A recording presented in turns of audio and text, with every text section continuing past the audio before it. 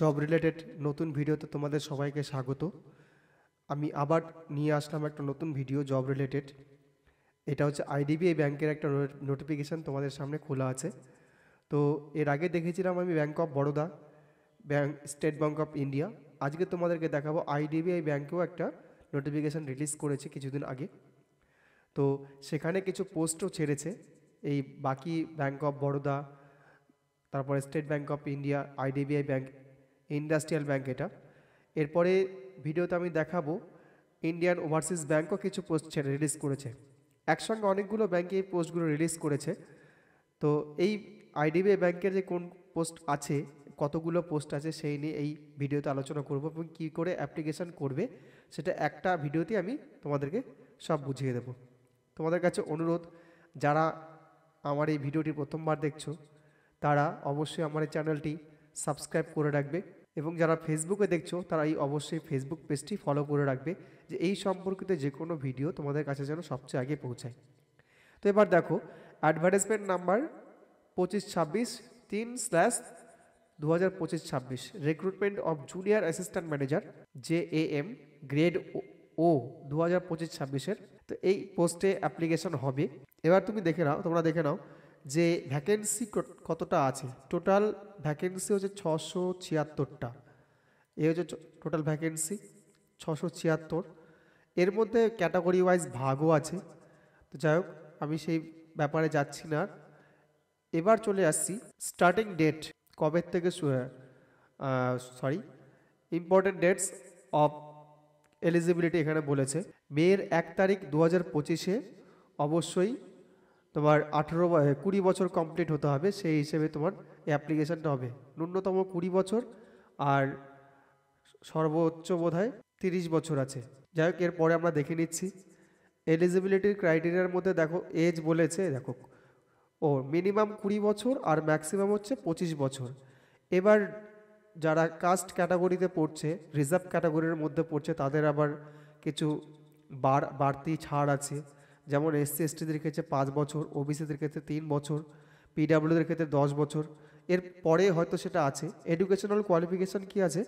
Bachelor degree with minimum 60% of general EWS and OBC candidate, অর্থাৎ graduation লাগবে, BA pass complete হতে হবে 60% number দিয়ে। সেটা হচ্ছে জেনারেল ক্যাটাগরি ক্যান্ডিডেটদের জন্য, EWS ক্যাটাগরি ক্যান্ডিডেটদের জন্য আর OBCদের জন্য। আর SC ST PWDদের জন্য 55%।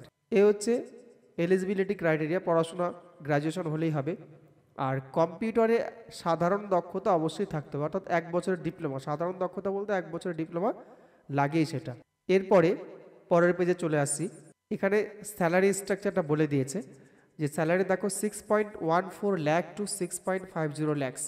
এটা অ্যানুয়াল CTC অনুসারে হয়। কোম্পানি পেরোল যেহেতু আছে, কোম্পানি হলো ব্যাংক, ইন্ডাস্ট্রিয়াল ব্যাংক এটা, অতএব এর ভরসাযোগ্য অবশ্যই আছে। আর সর্বোপরি একটা জিনিস মাথায় রাখতেই হবে, ব্যাংক তো আইডিবিআই ব্যাংক রাষ্ট্রায়ত্ত ব্যাংক ঠিকই, কিন্তু পাবলিকের মধ্যেই পড়ে বা কোম্পানির মধ্যেই পড়ে এটা। অতএব 60 বছর চাকরি হলেও প্রেশার একটু সাধারণত থাকবেই এটা। আর ক্লাস ACT, অর্থাৎ তোমার জয়নিংটা চাইবে নিজের ডিস্ট্রিক্টে দেবার জন্য। আর অ্যানুয়াল ইনক্রিমেন্ট যেরকম হয় সেরকমই হবে নর্মাল ওয়েতে। এবার দেখো সিলেকশন প্রসেস। সিলেকশন প্রসেসে কি বলছে, এই নম্বরে দেওয়া আছে সিলেকশন প্রসেস। এখানে পড়লে পরে দেখা যাবে the selection process shall comprise of online test, অর্থাৎ প্রথমে অনলাইনে এক্সাম হবে, তারপর ডকুমেন্ট ভেরিফিকেশন হবে DV, তারপর পার্সোনাল ইন্টারভিউ, তারপর হচ্ছে প্রি রিক্রুটমেন্ট মেডিকেল, অর্থাৎ 4টা প্রসেসে হবে। এখানে বলেছে প্রথমে টেস্ট হবে, তারপর DV ডকুমেন্ট ভেরিফিকেশন হবে, তারপর ইন্টারভিউ হবে, তারপর হচ্ছে মেডিকেল, যেটা হয় সাধারণত। এরপরে চলে আসছি পরের পেজে, অর্থাৎ সিলেবাসটা কি আছে এখানে। এখানে দেখো সিলেবাস সম্বন্ধেও দেওয়া আছে, সম্পূর্ণ বিস্তারিত তথ্য দেওয়া আছে। Logical reasoning, data analysis, interpretation, এটা থাকবে 60 মার্কের, সময় থাকবে 40 মিনিট। ইংলিশ ল্যাঙ্গুয়েজে 40টা কোশ্চেন থাকবে 40 নম্বরের, এটা টাইম থাকবে 20 মিনিট। কোয়ান্টিটিভ অ্যাপটিটিউড, অর্থাৎ ম্যাথামেটিক্স বলে এটাকে, এটা 40 মার্কের থাকবে 40টা প্রশ্ন, 1 মার্কের প্রত্যেকটা প্রশ্ন। এটা টাইম থাকবে 35 মিনিট। আর general awareness, computer, IT, economy, banking এই সমস্ত নিয়ে থাকবে 60 মার্কের প্রশ্ন, 60টা কোশ্চেন, প্রত্যেকটা মার্ক হচ্ছে 1 মার্কের। এটা থাকবে 25 মিনিট টাইম। এবার এখানে কয়েকটা জিনিস উল্লেখ করে দিই যে এখানে কিন্তু এই যে মিনিমাম কোয়ালিফাইং মার্কস, এটা ডিসাইড করবে কিন্তু প্রত্যেক টোটাল ক্যান্ডিডেট কত হলো, তার উপরে কতজন শর্টলিস্টেড হচ্ছে ফার্স্ট লিস্টে অনলাইন টেস্ট এক্সামিনেশনে, তার উপর ডিপেন্ড করছে এবং ওদের অনুসারে সেটা হবে। আর এখানে আরও একটা জিনিস উল্লেখ করে দিয়েছে, পেনাল্টি অফ রং অ্যান্সার, অর্থাৎ এখানে বলেছে যে একটা ভুল অ্যান্সারের জন্য 0.25 মার্কস কাটা যাবে, অর্থাৎ 4টা যদি ভুল হয় তো 1 নম্বর কেটে নেবে। এটা প্রত্যেকটা এক্সামিনেশনেই প্রায় থাকে। এরপর চলে আসি পরের পেজে, পার্সোনালি ইন্টারভিউ যে কি প্রসেসে হবে সেটা দেওয়া আছে। অবশ্যই এটা যে কাট অফ মার্কস থাকবে তার উপরে ডিপেন্ডেন্ট হচ্ছে। এরপরে চলে আসি পরের পেজে, এলিজিবিলিটি ক্রাইটেরিয়া। এটা এর আগেই বললাম যে অবশ্যই ইন্ডিয়ান হতে হবে, আর তোমার কম্পিউটারে দক্ষতা থাকতে হবে সামান্য, আর গ্র্যাজুয়েশন পাস করে থাকতে হবে। এরপরে যে ক্যাটাগরি ওয়াইজ এজ রিল্যাক্সেশনটা আছে দেখো দেওয়া আছে, শিডিউল কাস্টদের জন্য 5 বছর, অর্থাৎ যদি 25 বছর ম্যাক্সিমাম হয়, এসসি হলে 25 আর 5 30 বছর পাবে। যদি আদার ব্যাকওয়ার্ড ক্লাসেস অর্থাৎ ওবিসি যদি হয় সেক্ষেত্রে 3 বছর পাবে, মানে 25 আর 3 28 বছর পাবে। আর যারা পিডাব্লিউডি অর্থাৎ ডিসেবিলিটিস প্রতিবন্ধী তাদের জন্য কিন্তু 10 বছরের ছাড় আছে, অর্থাৎ 25 আর 10 35 বছর অবধি তারা করতে পারবে।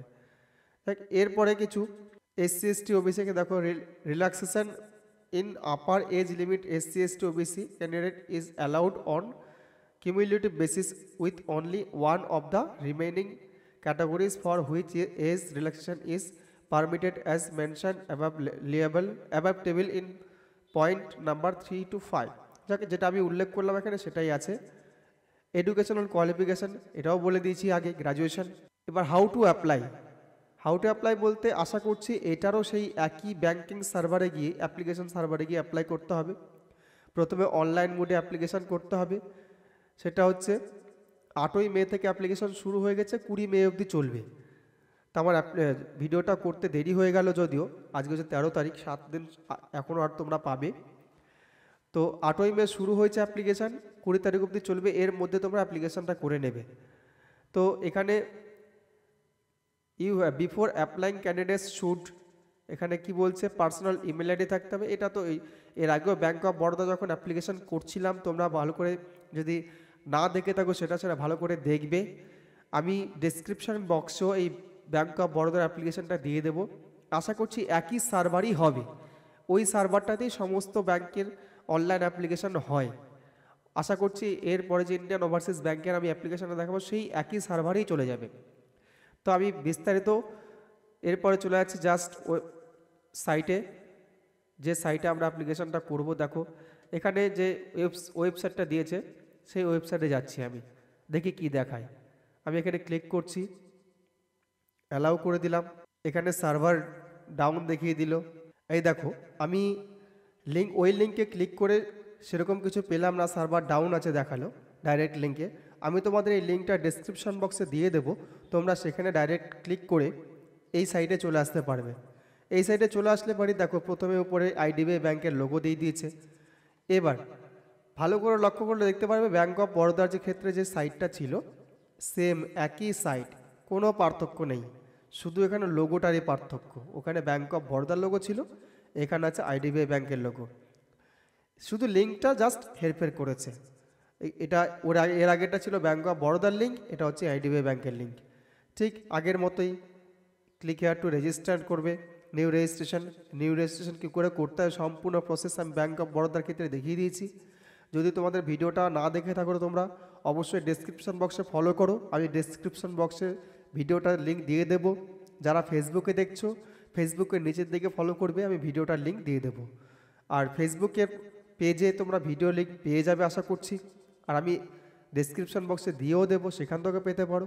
আবার যারা ইউটিউবে দেখছো অবশ্যই উপরে দেখবে দেওয়া থাকবে লিঙ্কটা, উপরের দিকেও আইকনে দাবলে পরে এই ভিডিওটা, ব্যাঙ্ক অফ বরোদার ভিডিওটা পেয়ে যাবে তোমরা। তো যাই হোক, আমি তোমাদের সব রকম অপশন দিয়ে দিলাম। এর পরেও যদি তোমাদের কোনো রকম অসুবিধা হয়, তোমরা অসুবিধা যদি ফিল করো, আমি ডেসক্রিপশন বক্সে নাম্বারও দিয়ে দেবো, বা স্ক্রিনে দেওয়া নাম্বারে তোমরা ফোনও করতে পারো, বা চ্যাটিংও করতে পারো, হোয়াটসঅ্যাপ চ্যাট করতে পারো। তোমাদের যদি কোনো প্রবলেম হয় আমাকে অবশ্যই জানাবে। ডেসক্রিপশন বক্সে যদি সম্ভব হয় কমেন্ট করবে, অ্যাকচুয়ালি সেখানে কমেন্ট করলেই বেটার হয়। আর ফেসবুকে যারা দেখছো তারাও ডেসক্রিপশানে বা কমেন্ট বক্সে কমেন্ট করবে, আমি অতি সত্বর তোমাদের কমেন্টের জবাব দিয়ে দেবো বা রিপ্লাই করে দেবো। তো আজকে ছিল আইডিবিআই ব্যাংকের এই ভিডিও, তোমরা আশা করছি দেখে নিজেরা অ্যাপ্লাই করতে পারবে। এটা কিন্তু মোবাইলেও করা যায়, আর সবচেয়ে বেটার হয় মোবাইলে যদি করো তোমাদেরকে দেখাবে ল্যান্ডস্কেপ মোডে করতে হবে, অর্থাৎ এই অ্যাপ্লিকেশন পোর্টালটা ল্যান্ডস্কেপ মোড ছাড়া খুলবে না। রেড কালারের সিগন্যাল দিয়ে দেবে তোমাদেরকে যে ল্যান্ডস্কেপ মোড ছাড়া এটা খুলবে না। অর্থাৎ তোমরা আগেই উপরের দিক থেকে তোমাদের মোবাইলের যে স্ক্রিনটা ল্যান্ডস্কেপ মোড করে দেবে, অর্থাৎ পোর্ট্রেট ওটা লক করা থাকে ওটা আনলক করে নেবে, যেন অটোমেটিক সেটা ওয়াইড স্ক্রিন হয়ে যায়। কারণ এই পেজটা ওয়াইড স্ক্রিনেই চলে একমাত্র, এই যে অ্যাপ্লিকেশন সার্ভারটা, যার জন্য মোবাইলে করতে একটু অসুবিধা হয়। আর আপলোডিং সার্ভার সেরকমই ভালোই আছে, অসুবিধা নেই, তবে ডেস্কটপ বা ল্যাপটপে করলেও সবচেয়ে বেটার হয়। এই ছিল আজকের ভিডিওতে। এরপরে আমি আবার কথা বলবো ইন্ডিয়ান ওভারসিজ ব্যাংকের আরেকটা নোটিফিকেশান নিয়ে। সেম অ্যাপ্লিকেশান, ওরাও একটা অ্যাপ্লিকেশান পার্ট ছেড়েছে, ওদেরও একটা অফিসার গ্রেডের অ্যাপ্লিকেশান ছেড়েছে। আমি সেই বিষয় নিয়ে এরপর আলোচনা করব। ধন্যবাদ।